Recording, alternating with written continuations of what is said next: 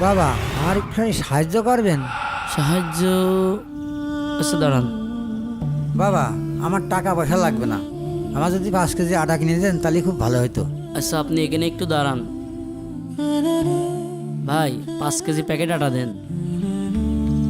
চাচা এই যে এখানে 5 কেজি আটা আছে, এই যে নেন।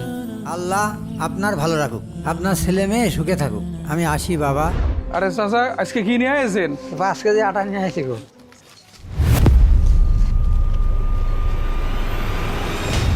আরে সে বৃদ্ধ চাচা না?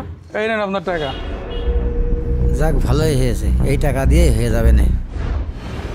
ভাই ওই বৃদ্ধ লোকটা আপনার এখানে আটা রেখে গেল কেন? উনি তো আমার কাছে বিক্রি করে দিয়েছে। বিক্রি করে দিয়েছেন মানে? প্রতিদিনই কেউ না কেউ তাকে সাহায্য করে আর আমার কাছে এসে বিক্রি করে রেখে যায়। দুনিয়াতে মানুষকে বিশ্বাস করার মতো নেই। এইসব লোকের কারণেই প্রকৃত গরিব মানুষ সাহায্য পায় না।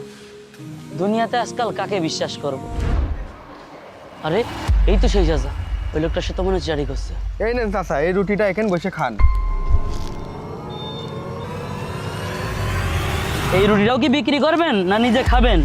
আপনার এই বয়সে এইসব মানায় না। আপনি তো এত চালাক, আমি তো দেখে আপনাকে বুঝতেই পারিনি। আপনার মতো চিটার বাটপারে দেশটা ভরে গিয়েছে। আমার ঘরে অসুস্থ স্ত্রী, তার খাওয়াচ্ছে ওষুধটা বেশি জরুরি। আমি চাই মানুষের বাড়ি কাজ করে কামলা দেখাতে, কেউ আমার কাজে নিতে চায় না। আমি নাকি মুরব্বী হয়ে গেছি, আমার কাজের বয়স না, আমার আরাম করার বয়স। সারা জীবন কষ্ট করে ছেলে ফেলে মানুষ করেছি, সেই ছেলে ফেলে এখন আমার আর দেখে না। এই বৃদ্ধ বয়সে আমাদের কাছ থেকে মুখ ফিরিয়ে নিয়েছে, কিন্তু আমি এখন আমার অসুস্থ স্ত্রীর কাছ থেকে কিভাবে মুখ ফিরিয়ে নেব? আজকাল কেউ নিঃস্বার্থভাবে দান করে না, সবাই দান করে লোক দেখানো দান। আমি আপনার মন থেকেই সাহায্য করেছিলাম চাচা। আপনি এই টাকা দিয়ে যা খুশি তাই করতে পারেন।